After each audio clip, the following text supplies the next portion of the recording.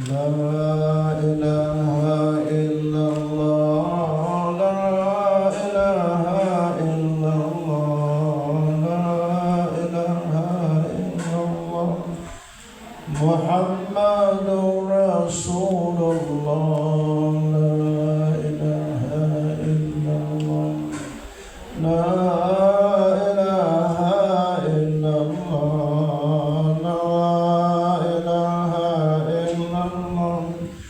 Muhammadur Rasulullah, la ilaha illallah, la ilaha illallah, la ilaha illallah, Muhammadur Rasulullah. Ya Allah, ya Allah, ya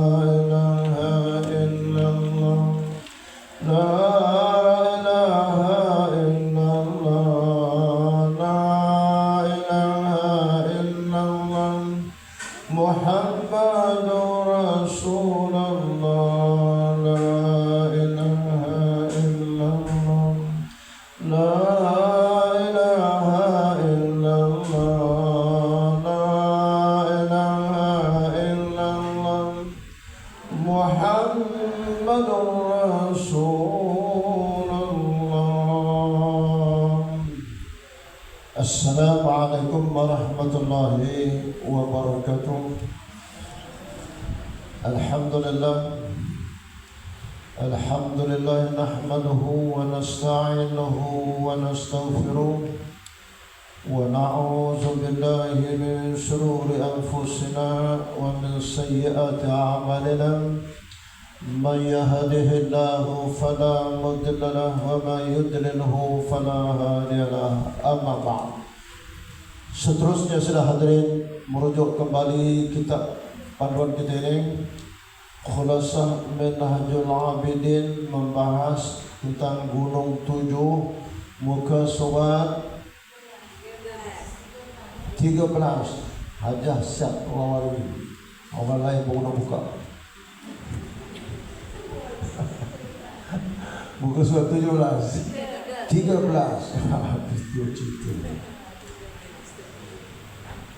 Muka surat 13. Bacaan dan sekiranya, Bismillahirrahmanirrahim, dan sekiranya kita tidak kenal Allah Subhanahu wa taala, bagaimana kita hendak mempersembahkan amal bakti kita kepadanya, ya Allah taala, sedangkan dia yang tak kenal Allah ni, ibaratnya apa dia? Perbandingannya ibaratnya orang yang mempersembahkan ibadah, mempersembahkan amal solehnya, tapi dia tak kenal Tuhan Allah yang dia nak persembahkan amal soleh dia tu. Ibarat perbandingan seperti kita nak menghadiahkan kepada raja. Kita tak kenal raja tu.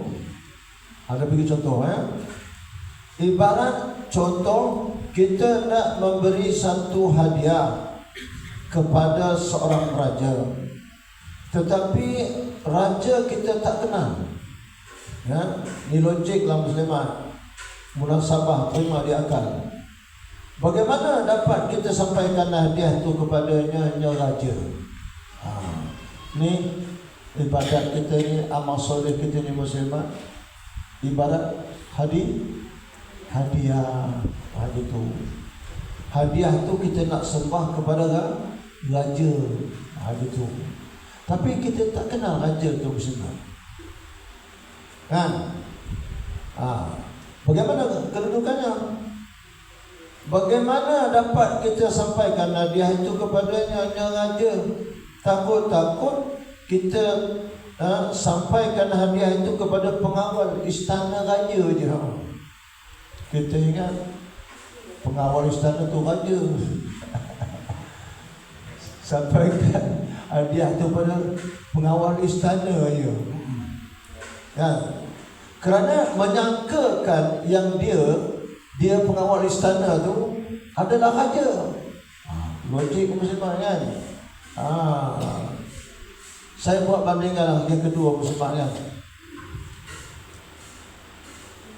Perhimpunan tu dah ramai dah. Kan? Saya sampai dulu.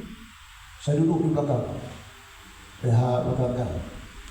Ramai-ramai tu dia kata Ustaz Malik tak ada. Kan? Saya dengar suara-suara tu saja saya lihat kat belakang kan. Tak ada nampak gitu. Kan? Hamba Allah bertanya, kamu kenal Ustaz Malik? Nama aku kenal. Rupa orang aku tak kenal. Aku kat belakang tu. Nah, jadi dia nak menerima ilmu daripada saya. Dia tak kenal saya yang menyampaikan ilmu tu.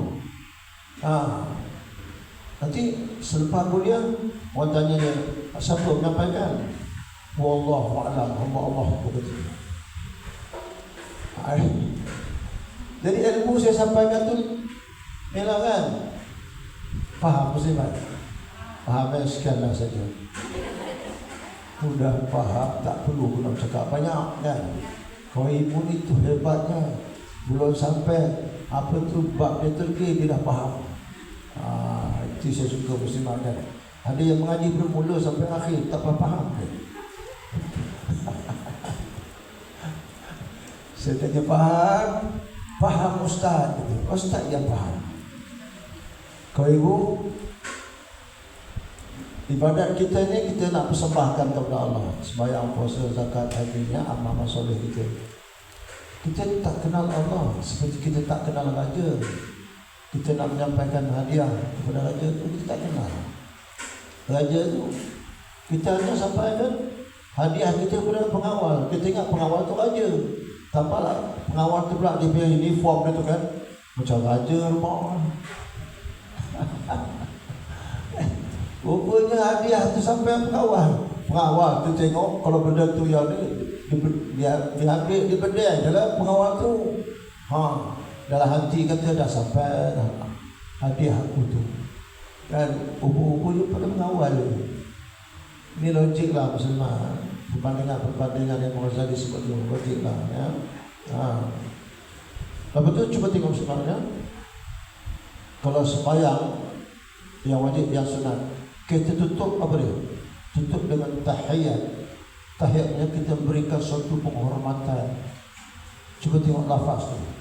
Saya buat bandingan kita dengan raja.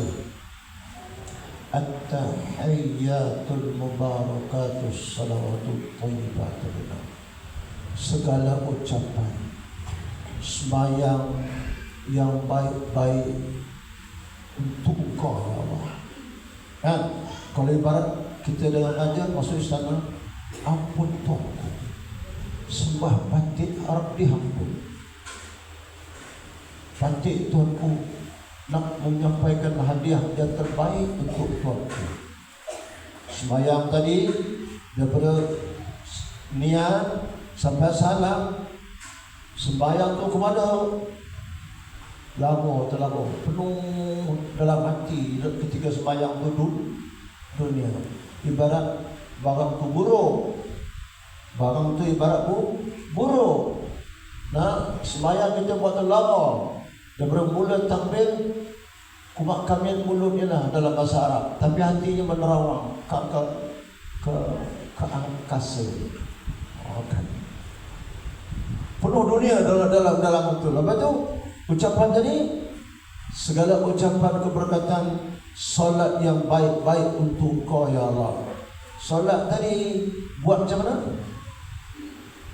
Dengan tak ada khusyuknya, dengan tak ada tertibnya. Kemudian kita nak nak menghadap raja dengan pakai t-shirt aja kadang-kadang tak berbaju sembahyang. Ini laki-laki lah kan.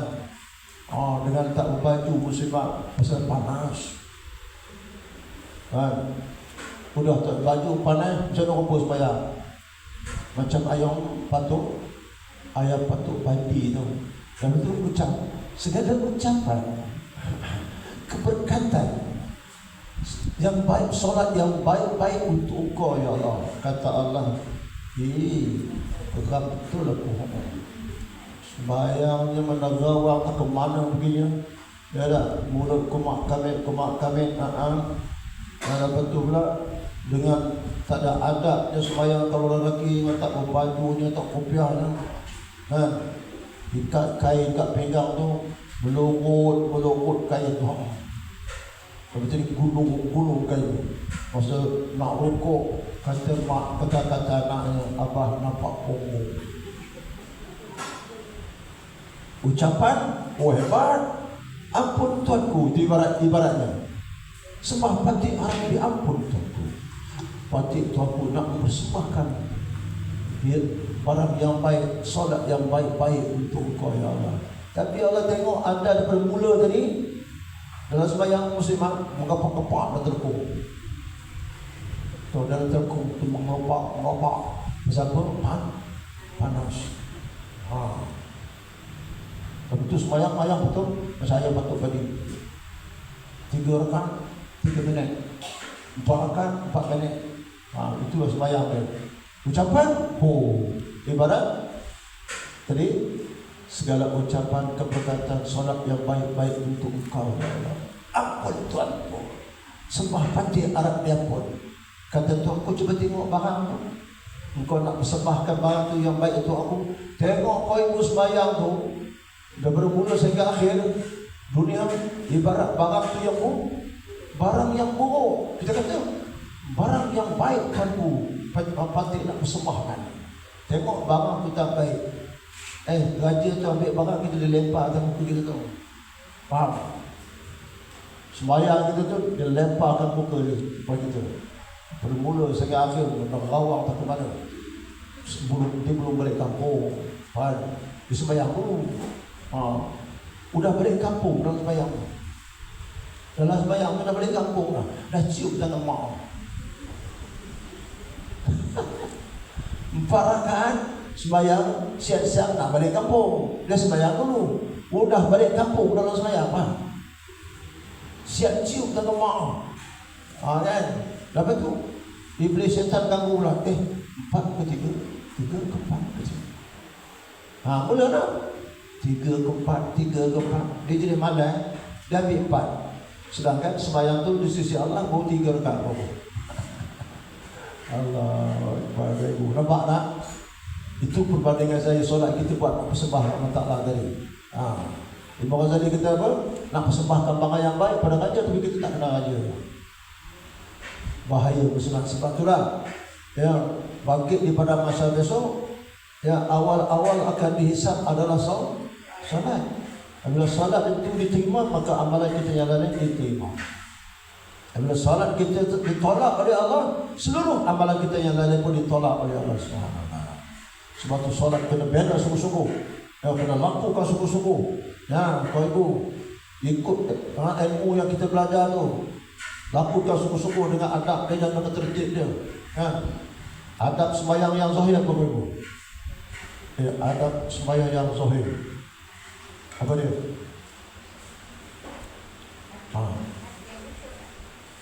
Adab yang zahir. Entah Ustaz.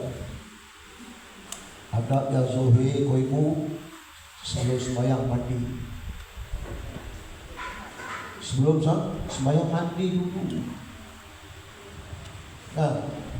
Lepas tu memakai pakaian yang ikut sunnah menurut orang. Itu adab yang zahir. Kemudian dirikan salat awal waktu. Itu adab dia. Yang ketiga, yang keempat apa ibu? Yang keempat apa? Ustaz cakap pasal dulukan sembahyang sunat. Dulukan sembahyang sunat. Sunat apa yang kita nak dulu kau ibu? Tapi kita jangan buat kan, jangan. Apa solat yang mula-mula kita nak lakukan kau ibu? Solat sunat. Solat sunat apa yang afdal kita mulakan? Jangan kita buat, kita jangan buat. Dulukan sembahyang sunat wudu. Dulukan sembahyang sunat wudu. Tengok kisah Bilal dan Bilal. Yang Rasulullah dengar tapak kaki dia berpijak di bumi syurga tu. Sedangkan dia belum mati lagi. Dia di dunia lagi. Tapi Rasulullah dengar pijakan kaki di bumi syurga Allah Subhanahu Wa Taala. Tu Bilal. Jadi Nabi pun berjumpa dengan Bilal. Ya Bilal, aku dengar pijakan tapak kaki kau di syurga tu. Apa amalan kau buat ya Bilal? Apa amalan yang kau buat? Kata Bilal, aku lakukan setiap wudu, aku sembahyang sunat wudu. Kemudian yang kedua, aku bersugi sebelum salat. Itu yang istiqomah amalan sunat dibuat. Sudah Nabi dengar pijakan kaki di bumi syurga Allah Subhanahu Wa Taala. Kita jangan buat lepas wudu sembahyang sunat wudu. Jangan. Pasal tak pernah kita buat. Tak pernah ya? Buatlah. Tapi jadi muslimat ni saya tengok umumnya lah, dia malas. Ustaz dia semacam.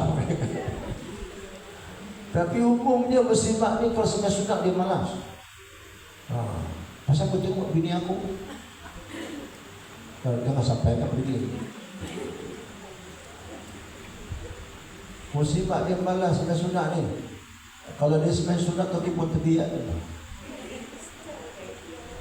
Tapi bukan semua macam tu. Tapi kebanyakan begitulah kan, malas kan. Buat kerja urusan dapur gini-gini letih. Lepas tu nak sembahyang kan. Sembahyang sunat tak? Tak ada lah. Sembahyang fardu lah. Kau ibu, kita tengok proses kan. Kita dulukan sesuatu sebelum melaksanakan yang wajib tu, kita dulukan yang sunat. Apa kata Imam Ghazali? Komen Imam Ghazali, kalau kita sembahyang sunat sebelum fardu, akhir dunia tu, gangguan dunia tu kita dah salurkan kepada sembahyang sunat tu. Apabila kita nak dirikan sembahyang fardu, akhir dunia tu, gangguan dunia tu tak kurang lah. Gitu. Ini kita, kalau ibu sembahyang sunat tak buat, terus sembahyang fardu, dunia tu berhimpun dalam solat fardu. Nampak? Itu hikmah dia dulukan sembahyang sunat tu. Kita lepaskan dunia tu dalam sembahyang sunat. Masa sembahyang fardu kurang tak? Gitu. Jadi sembahyang kita, komunikasi kita dengan Allah tu berterusan kan? Gitu. Itulah hikmah kerja sembahyang sunat kan? Kebanyakan kau ibu lah dia malas sembahyang sunat kan? Pada Ustaz Wallah itu akan begitu lah kan. Kalau sembahyang sunat kau ibu tu macam opon. Saya lah kan, daripada keluar tandas siap wudu pas sembahyang, orang rumah kita dia masuk ke tandas, keluar tandas, aku belum habis sembahyang sunat, dia dah keluar dulu. Dia dah saya nak masuk tandas ke keluar tandas. Berapa minit kan? Orang rumah kita habis sembahyang sunat kan? Elok kita masuk keluar dah selesai salah. Cepat kena sembahyang dulu. Sembahyang dulu. Tapi cepat. Dan ayat lazim tu tak baca sunat. Walatu Allah. Ayat lazim tu tak ada lah. Dia hafal ayat tu. Illa ataina jafanya qul wallah. Sebab itu ayat dia pun penempuk sembahyang sampai kiamat. Illa ataina qul wallahu ahad lagi apa?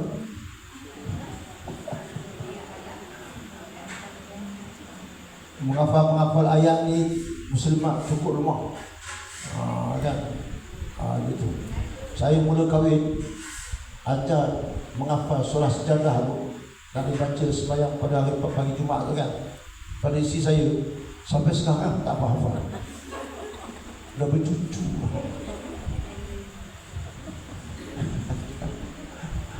Minta maaf lah kau ibu kan. Ustaz ni ngata betul lah. Macam dia tahu pula aku macam tu. Lazimnya macam itulah kan. Kau ibu sudah hadirin yang dirahmati Allah. Apa cerita tadi? Kitab kita bincang tadi adalah ibadah, amal soleh kita tu kita nak persembahkan kepada Allah. Kita tak kenal ya Allah Ta'ala. Seperti kita nak menghadiahkan barang yang baik kepada raja, kita tak kenal raja. Di sinilah tuntutan apa dia kitabnya. Wajib belajar ilmu tauhid, ilmu yang kuat. Wajib kita mengenali Allah. Tu ceritanya. Kenalnya ada 3 syarat. Kalau kita usul tahqiq tu, kenal Allah ni kau ibu dengan 3 syarat. Anda kena mengaji dah benda ni. Ini resolusi ya. Resolusi ilmu tauhid. Sebab kata Syekh Sanusi Umul Burhan syarah dia, la tasihul ibadah illa bi ma'rifatillah. Tidak sah ibadah kita yang kita lakukan kepada Allah Ta'ala kalau kita tak kenal Tuhan yang kita sembah. Nampak? Tidak sah ibadah yang kita nak persembahkan kepada Allah kita selama kita tak kenal Allah. Kita nak bagi hadiah kepada raja, kita tak kenal raja.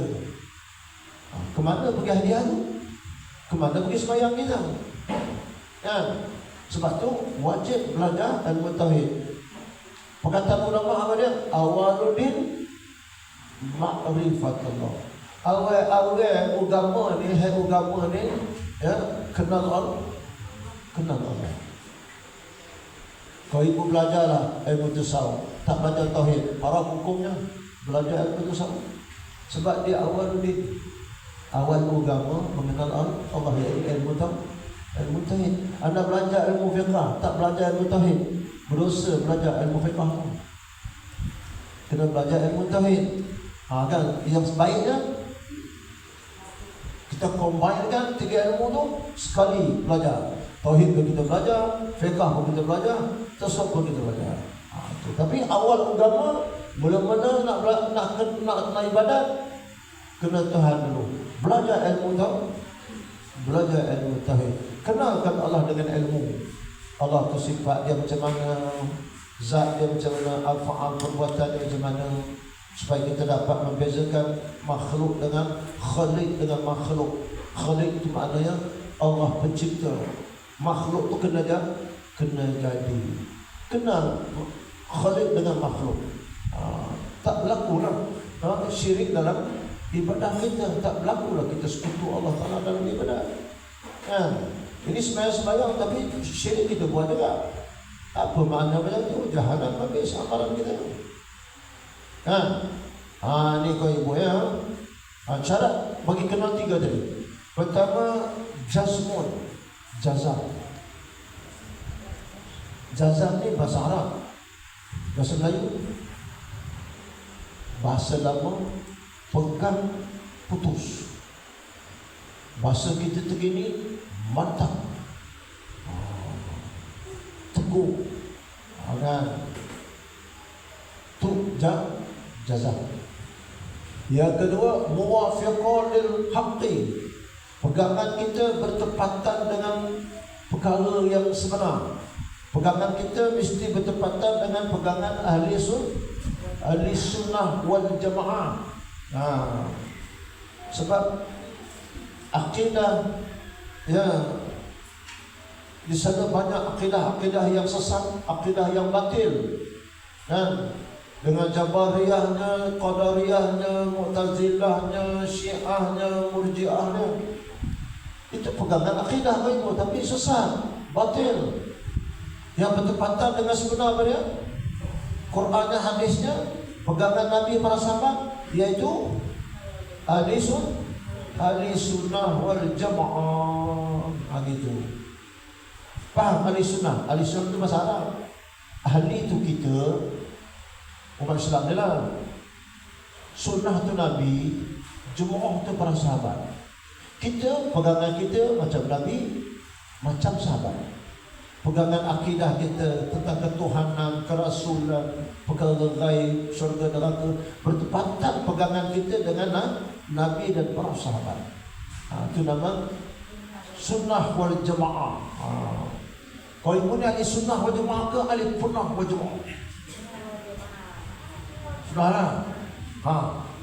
Kalau sunnah, yang ketiga apa dia? Yang ketiga apa? Nampak? Itu menunjukkan kita bukan ahli sunnah, ahli sunnah wal jamaah. Yang ketiga, al-dalil. Kenal Allah Ta'ala dengan dalil. Dalil bagi dua, dalil akli, dalil akal, dalil naqli, Quran hadis Nabi SAW. Inilah kenal Allah Ta'ala dengan tiga syarat ni. Saya ada kelas yang khusus mungkin tiga ni. Kalau anda dah belajar dengan saya tiga ni, tak payah buka kitab tauhid lagi, tak payah.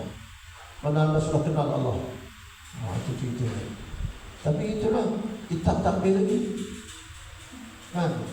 Saya ada khusus membicarakan tiga sekali itu. Kenal Allah.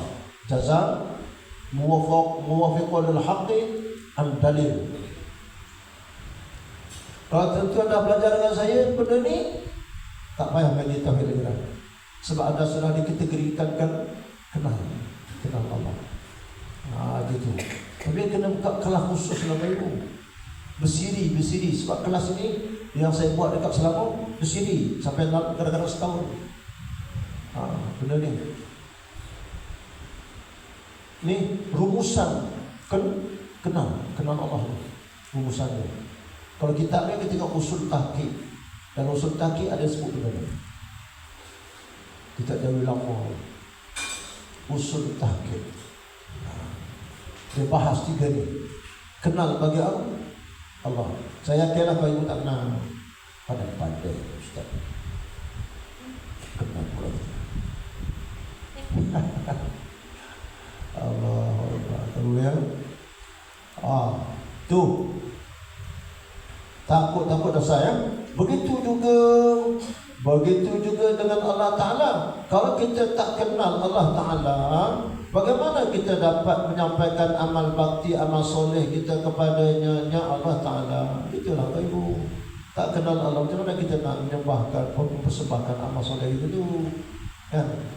Takut kita sampaikan amal bakti kita itu dia kepada syaitan. Allahu Akbar. Takut amal bakti yang kita persembahkan itu sampai pada iblis syaitan, sampai pada nafsu.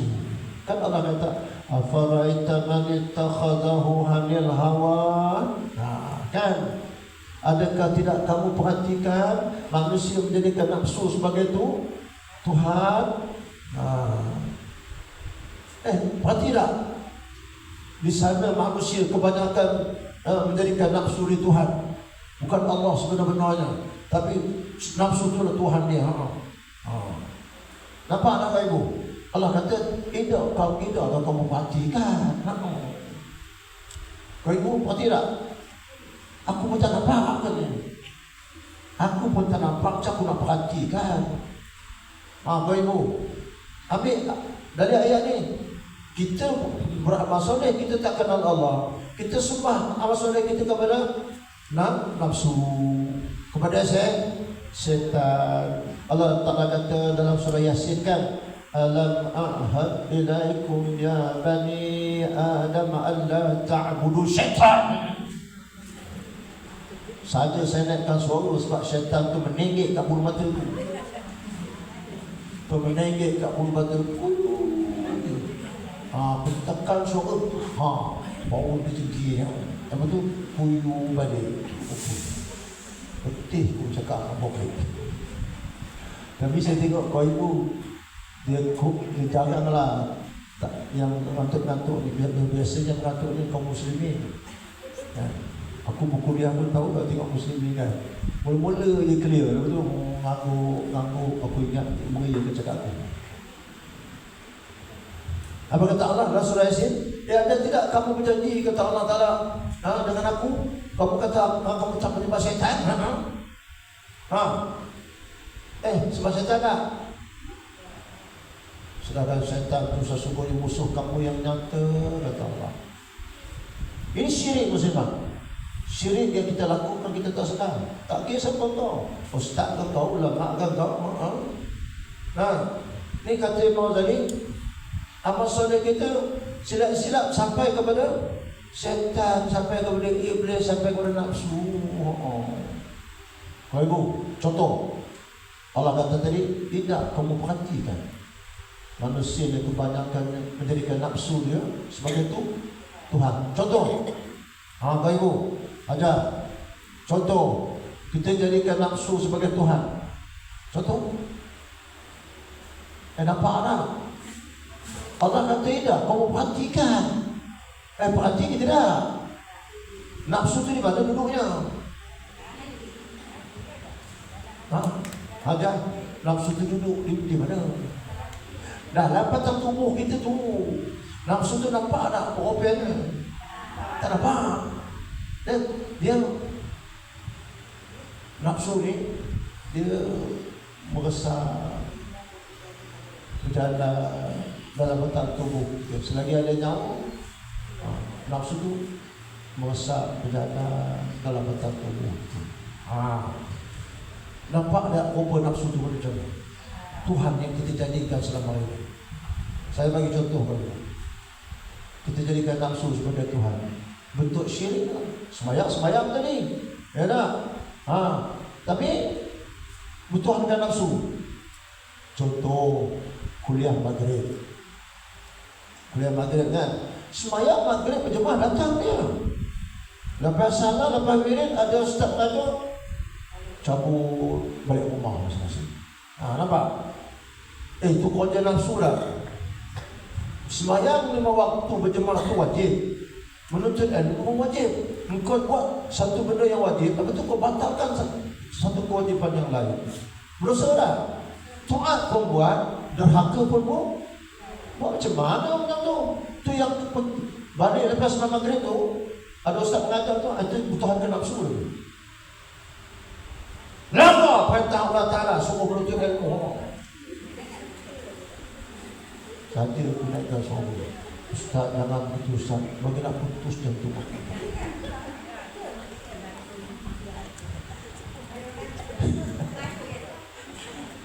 Style saya macam tu kan ibu. Ada setengah ustaz dah seluruh murid nganggu mengayuh dia cakap dia. Lepas tu kata ustaz sekian lah saja. Habis gitu. Tapi style saya kau ibu, tengok dia tinggal 3-4 orang tu kuyu-kuyu selainkan suara. Lepas tu di mana aku buat pecahan, tunduk balik. Tu lah kerja. Patut sediakan mata belakang depan kau ibu kan. Sepanjang mutan tu, sepanjang kau ibu. Saya tengok dia tunduk, aku hayul. Kena atas batang kepala dia, sampai kiamat tak datang lagi. Nampak? Nafsu nampak? Semayang berjemaah, begini wajib. Aqimis solat, waktu zakat, warka'u ma'arokin. Dirikanlah semayang, keluarkan zakat. Rukuklah beserta dalam hari yang rukuk. Semua fa'il amal, perintah subuh. Tiap-tiap subuh wajib dibuat. Kalau tak dibuat, berdosa. Itu ayat Quran. Datang maghrib berjemaah. Ni suami kau ibu. Kau ibu ikut suami, betul tak? Suami kita tu semayang maghrib berjemaah, dia datang. Eloknya ustaz tu kata Assalamualaikum, seluruh ikut pintu sana keluar, ikut pintu sana keluar, balik. Lepas tu balik buat apa? Kadang-kadang dia singgah kedai mama. Kadang-kadang dia balik duduk rehat sekejap, sementara nak tunggu sebuah rumah. Dia dengan masjid tu dekat. Dia dengar seorang ustaz tu sekianlah saja, dia mula turun rumah tu, masuk ke masjid balik. Ini jenis kaum soleh. Dia sudah menyembah nafsu. Kewajipan sembahyang 5 waktu tu fardu atau wajib. Apa ta'rif wajib? Buat dapat pahala, ditinggalkan berdosa, kurungan neraka. Sembahyang maghrib tadi dibuat, perintah Allah dapat pahala. Dia tak tinggal lepas sembahyang maghrib, tak dosa lah. Habis sembahyang fardu, apa tu menuntut ilmu fardu. Wajib. Tarikh wajib tadi buat dapat pahala. Ditinggalkan majlis ilmu. Berdosa. Dosa kurungan neraka, faham? Kerja nafsu nampak. Balik bukan remote control, buka astro. Kosong. Okay. Buka astro. Lepas tu tengok kan. Kembali selepas ini, jangan ke mana-mana kan. Kalau drama atau kan, kembali selepas itu kan, betul kan. Saya tambah, jangan ke mana-mana. Duduklah kat situ sampai habis. Orang berkuliah, apa kata dalam hati dia? Tengok. Aku kalau duduk kuliah ustaz, dia kata aku kalau aku berdepan Astro tak maki aku bunuh. Astagfirullah. Ini siapa kau ibu? Saya bagi contoh tu, yang bertuhankan nafsu yang melanggar perintah Allah tu kan. Begitulah syaitan juga campur tangan. Kau ibu, senjata syaitan dalam tubuh kita boleh. Nafsu syaitan tu lemah. Kan? Syaitan tu lemah kau ibu. Baca auzubillahi minasyaitanir rajim, lagi dia tak buka syaitan tu. Kan? Lepas tu datang balik. Syaitan ni kuat dalam batang tubuh kita ni, senjata dia nafsu. Nafsu ni, kau ibu ni tak lemah. Dia tak lemah nafsu ni. Kau kuat ibadat, lagi kuat nafsu. Lagi kuat kau berzikir, lagi kuat nafsu kau. Gitu. Syaitan tak, bila kita zikir lemah dia. Syaitan bila kita sembahyang lemah dia. Tapi dia kuat senjata dia dalam tubuh kita. Namanya nafsu. Satu masa yang sama kau ibu, iblis syaitan dengan nafsu menggoda manusia, memusuhi manusia. Nampak? Itu yang beberapa manusia tak sembahyang. Sebab dalam batang tubuhnya ada dua musuh. Nafsu syaitan. Dah tahu kuliah kan setiap hari Senin sampai hari Khamis kan. Tahu. Malas tak pergi kuliah. Kita pun kuliah besar kali. Dia gantung orang. Ustaz lain aku datang, Ustaz Malik aku datang. Sebab dia kata aku, dia yang pandai. Semua orang semua bodoh.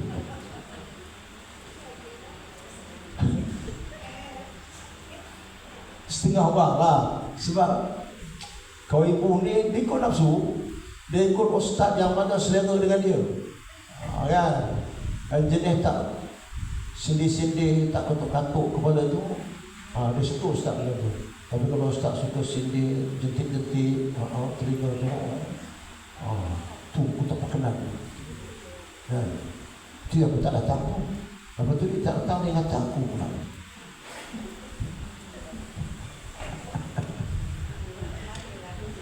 Tapi kau ibu ni bagus. Saya sindi-sindi dia, berubah hidak dia. Berubah, saya tengok berubah insya-Allah ta'ala kan. Kau ibu saya sindi kaum muslimin ni kat masjid kan. Ada kitab pen tak ada. Ada pen kitab tak ada. Ada dua-dua tak ada. Kita buka kitab ni, kita apa pun tak ada. Kan? Kitab tak ada, alat tulis pun tak ada. Kita nak kategorikan apa murid itu? Kita kategorikan murid itu namanya murid melangut. Apa? Melangut kan? Kau ibu ada kitab tak? Ada. Alat tulis? Tak ada. Adalah. Tak melangut. Ini ada kitab pen tak ada. Ada pen kitab tak ada. Ada dua-dua tak ada. Tunggu gerak ustaz tu situ lagi. Okey kau ibu. Tu nak cerita itu baru satu kitab baru. Wallahu a'lam. Jadi wajib kita belajar tauhid supaya nak kenal Allah. Kita buka satu khusus nanti kau ibu ya. Kita bicarakan kesimpulan ajaran tauhid itu. Kenal tu tiga syarat tadi tu. Tiga perkara. Tu lihat. Pertama apa dia? Jazam. Yang kedua, muwafiqah lil haqi. Bahasa Melayu, bertepatan pegangan kita dengan yang sebenar. Maksudnya ahli sunnah wal jamaah.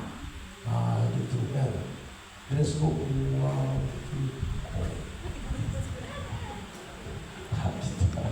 okey, kau ibu kena bakat, kena khas benda tu.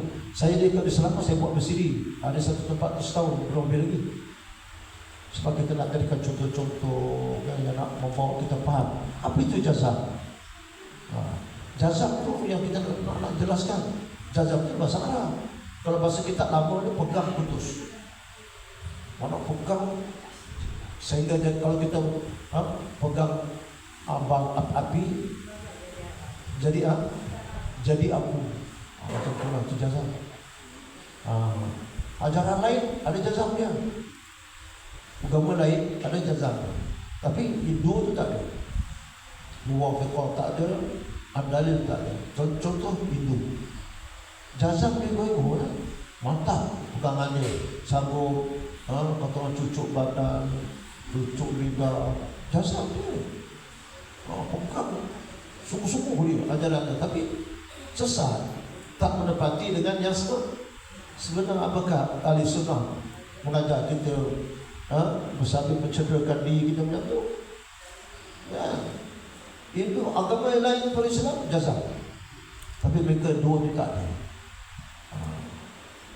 Tu kita nak bahas akan datang, insya-Allah. Kalau sempat lah dan kalau meninggal esok. Allah. Siapa boleh jamin kita nak kata akan datang? Saya pun tak jamin kan. Setiap Khamis dengar begitu Ustaz Malik dah meninggal. Allah. Suruh anak aku Ustaz Malik, suruh ceritakan 3 tu. Kita tengok anak aku yang 3 pun tak tahu. Wallahu a'lam bishawab. Okey, kita tengok kitab yang kedua. Ada sebelum ini. Kitab kedua ni buat syirik ni. Syirik. Kita ada berapa kitab? 3 kan? Kita masih lagi menyentuh persoalan apa?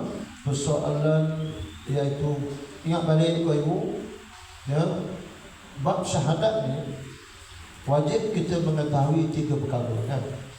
Sebab kitab saya itu namanya implikasi syahadat. Kesan atau pengaruh kita mengucap syahadat dengan lidah, asyhadu an la ilaha illallah wa asyhadu anna Muhammadan rasulullah. Bagi umat Islam mengucap syahadat, wajib mengetahui 3 ni. Pertama, syarat rukun sah syahadat dalam buku kita tu. Yang kedua, nafi isbat. Yang ketiga, kandungan syahadat 50. Siapa saja umat Islam mengucap syahadat wajib tahu benda ni. Kalau dia tak tahu benda ni, syahadat dia batal.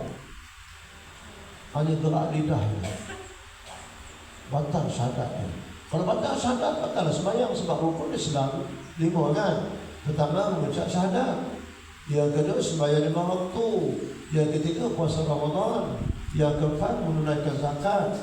Yang kelima, menunaikan haji ke Baitullah. 4 rukun itu semua tertakluk dengan rukun yang pertama, iaitu mengucap 2 kali kalimah syahadat. Yang bangun-bangun ni yang ulang-ulang balik nampak kan? Ada buku tu. Yang ada murid saya baru kan. Adakah kitab tu? Hai murid-muridku. Adalah. Cuba tengok benda-benda itu kan.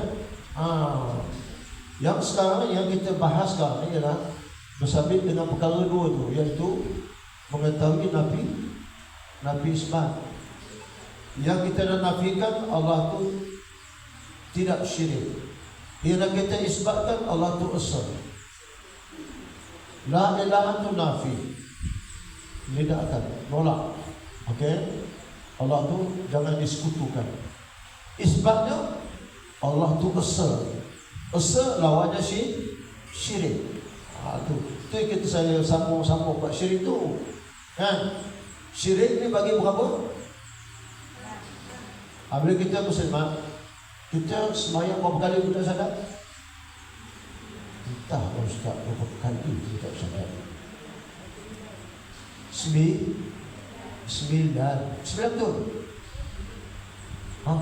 Cuba kira tu. Tak ada nak kira Ustaz. Subuh sekali kita sadarkan. 2 rakaat sekali lah kan. Zuhur 2, Asar 2, berapa? Maghrib 2, Isyak 2, berapa? 9. Mampu nak kira Ustaz. 9 kali puncak sadar ni kan. Jadi wajib tahu 3 tu syarat rukun dia puncak sadar dengan lidah ni. Kemudian Nabi Isban kandungan syahadat 50. Jadi apabila syahadat kita terbatal, apabila rukun kedua sembahyang batallah sembahyang tu. Sebab syahadat dia letak rukun yang pertama. Baik, perkara yang kita nak nafikan, jangan syirikkan Allah. Yang kita isbatkan, yang kita nak mantapkan, yang kita nak pastikan, menetapkan, mantapkan, Allah tu esa. Tu. Jadi syirik ni dibagi kepada yang besarnya 2. Okey. Syirik ni yang besarnya 2, syirik jali, syirik khafi. Kan ada tulis kan? Letak-letak tulis. Tak elok kalau ditulis. Kan? Kemudian syirik itu syirik jali pula. Syirik jali itu dipecahkan pula 4.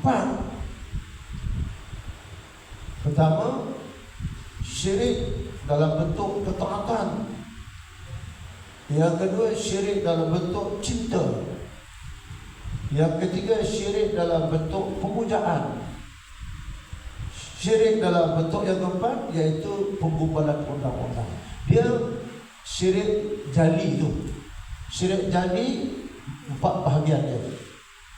Jali tu syirik nyata, terang, macam menyembah bahala. Macam menyembah bahala. Kita tak menyembah bahala kan?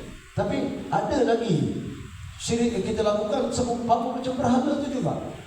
Ya. 4 tadi. Syirik dalam bentuk ketaatan. Itu dalam kolom syirik jali. Yang kedua, syirik dalam bentuk cinta. Yang ketiga, syirik dalam bentuk pemujaan. Yang keempat, syirik dalam bentuk pembubalan undang-undang. Syirik khafi pula 2. Khafi itu tersembunyi. Tadi jadi nyata 4 bentuk syirik dia. Syirik khafi pula bagi 2. Yang tersembunyi itu dalam diri anda, iaitu kita sekutukan Allah dengan nafsu, kita sekutukan Allah dengan iblis syaitan.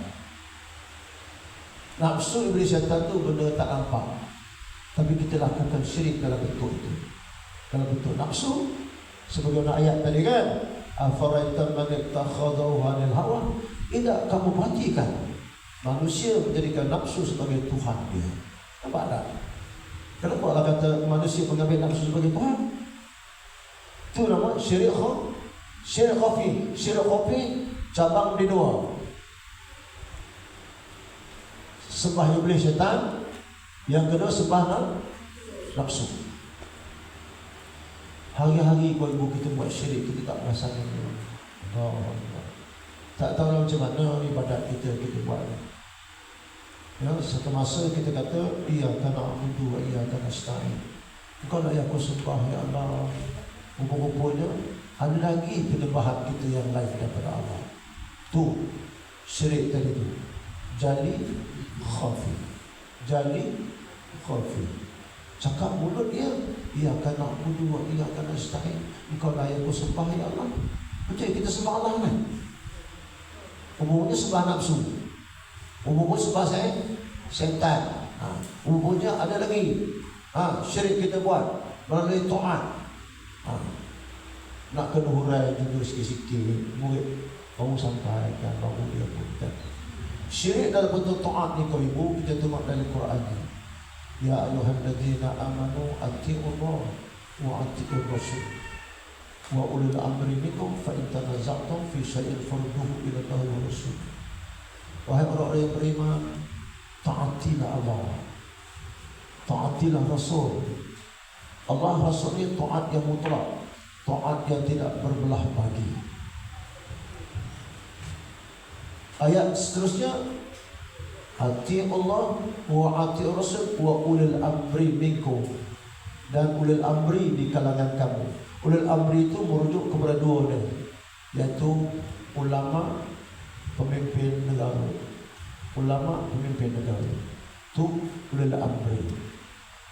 Dan ulil amri, ketaatan kita tidak mutlak apa itu. Ketaatan kita kepada ulama tidak mutlak, selagi mana ulama itu tidak derhaka, membawa kita derhaka kepada Allah. Ketaatan kita kepada pemimpin negara tidak mutlak, selagi mana pemimpin negara kita tidak menyesatkan kita, tidak membawa kita derhaka dengan Allah.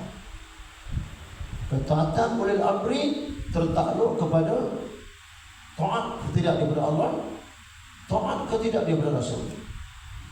Kalau pemimpin ulama tidak taat kepada Allah, tidak taat kepada Rasul, tak wajib taat. Anda kalau taat, anda telah menyekutukan Allah dalam bentuk taat. Taat ni bahasa Arab, bahasa Melayu aja.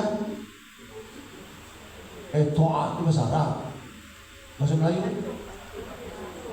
patuh. Gitu. Kepatuhan kita kepada Allah. Faham? Ditulis nampak ni. Guru tanya, apa ditulis kita tahu. Nah, nampak? Ketaatan isteri kepada suami, dia tidak mutlak apa itu. Anda wajib taat pada suami, wajib. Selagi mana suami tidak membawa kita berharga dengan Allah Ta'ala. Suami, isteri, kalau taat pada suami, suami kita buat derhaka kepada Allah.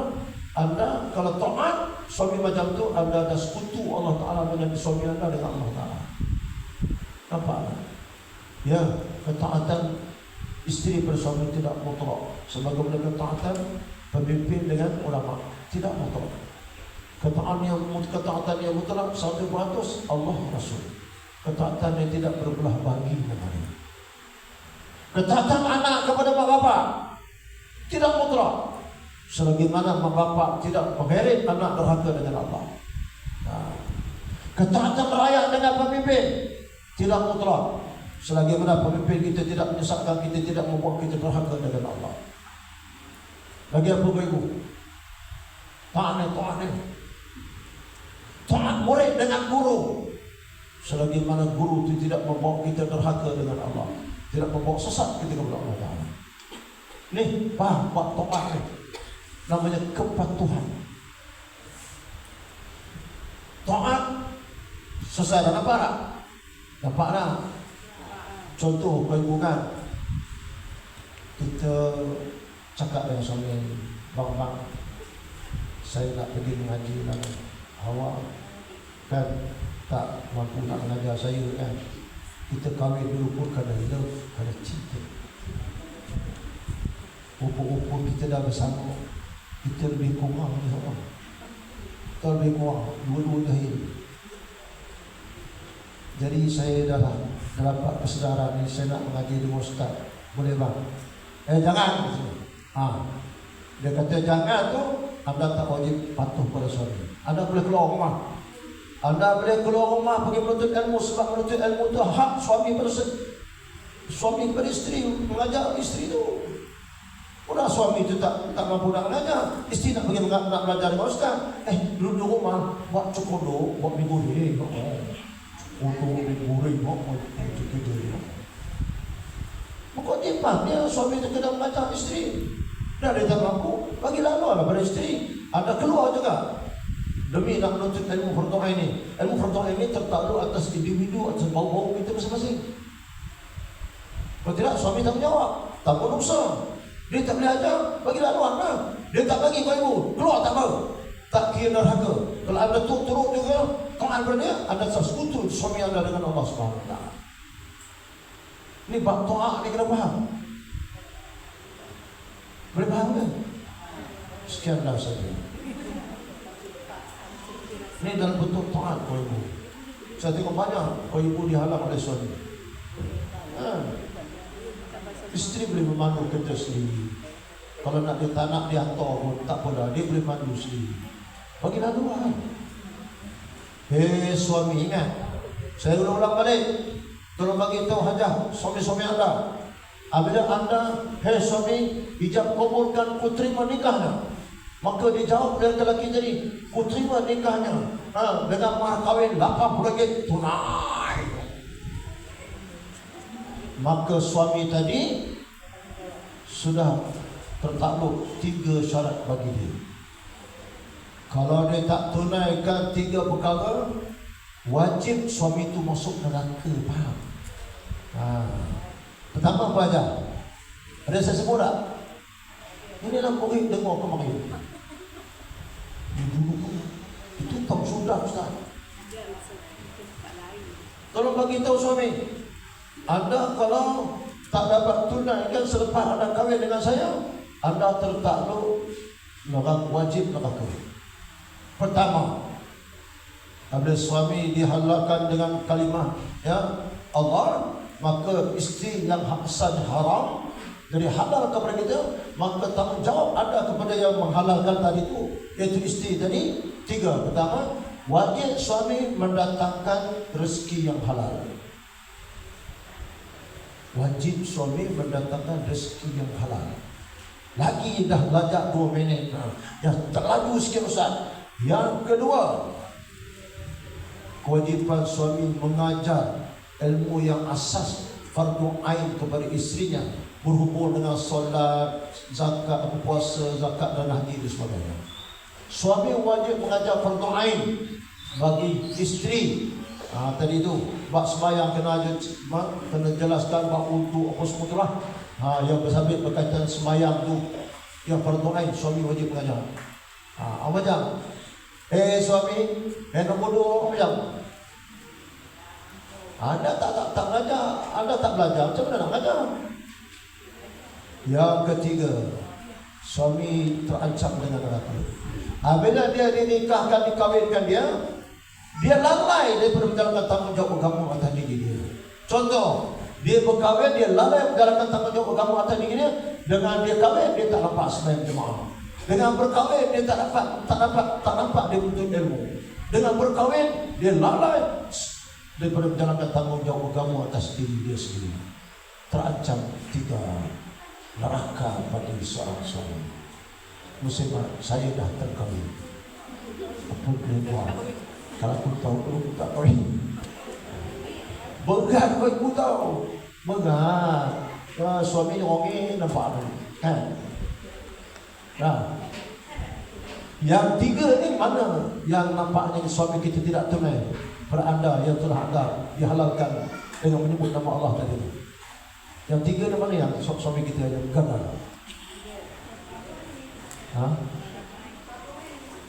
Yang 1 dengan lu, 1 okey, kita nampak suami kita boleh letakkan rezeki yang halal, okey. 2 dengan 3 tu, dia dah kahwin, lalai dalam menuntut ilmu untuk diri dia, untuk menjalankan tanggungjawab agama di sini. Dengan berkahwin, apa tu, puasa pun tidak. Apa betul? Berat ni kau kahwin ni, Allah Akbar. Dari Quran yang mana? Ya ayyuhallazina amanu qu anfusakum wa ahlikum nara. Wahai orang-orang yang beriman, pelihara diri kamu. Diri kamu itu suami. Orang beriman, suami. Pelihara diri kamu, ahli kamu. Ahli itu anak isteri. Nara daripada api neraka. Api neraka, faham? Bagi tahu suami, bang, abang dalam apa dia?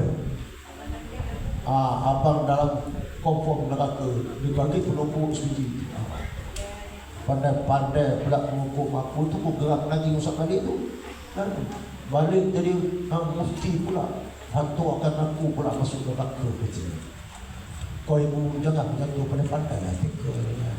Duduk-duduk tekan kita sediakan kopi kan, sedih-sedih bau dalam bang. Saya tu sedih tu, buat muka sedih tu, buat muka sedih.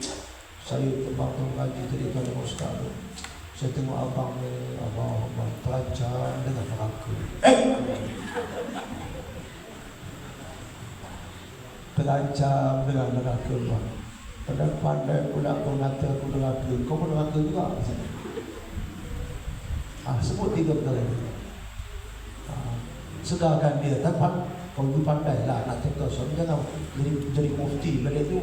Bang, confirm neraka tu.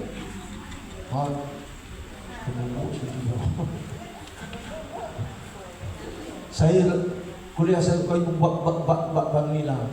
Ramai kau suami dia sedar. Sebelum tu dia tak tahu, tak sedar. Dia kahwin dah beranak. Rupanya dia berkahwin tu sudah terancam dengan apa? Terancam dengan ke Allah. Kau ibu sayang suami kan? Sayang tak? Tak sayang. Astagfirullahaladzim. Kalau sayang, tolong bagi nasihat dekatnya. InsyaAllah. Okey, cukup start tu dulu. Bila nak berhenti Ustaz? Bila nak berhenti? Datang penyampaian tadi kau ibu, ini sudah nak menyadarkan saya. Allah, saya dah bercucu kau ibu. Tanggungjawab saya lebih besar lah. Nak tengok anak saya macam mana, isteri saya macam mana, cucu saya pada ke arah mana, anak saya didik dia macam mana. Ni sesuai dengan doa, Rabbana hab lana min azwajina wa dzurriyyatina qurrata a'yunin waj'alna lil muttaqina imama. Tuhan kami, kurniakan kami isteri, anak-anak, keturunan zuriat sejuk mata melihat, sejuk mata memandang. Kan, iaitu zuriat kita dalam taat kepada Allah Subhanahu wa taala. Sekian, nak berhenti tak berhenti juga Pak Ustaz. Okey, berhenti. Jadi datang penyampaian tadi itu yang benar datang daripada Allah lah. Yang salah silap itu daripada kelemahan di saya sendiri, saya minta ampun kepada Allah. Kita tutup majlis dengan tasbih kifarah dan pembacaan surat Al-Asr. Subhanallah bihamdika, asyhadu an la ilaha illa anta, astaghfiruka wa atubu ilaik. Bismillahirrahmanirrahim. Wal 'ashr innal insana lafi khusr illa alladziina aamanu wa 'amilus shalihaati wa tawassaw bil haqqi wa tawassaw bis sabr. Sadaqallahul 'azim. Assalamualaikum warahmatullahi wabarakatuh.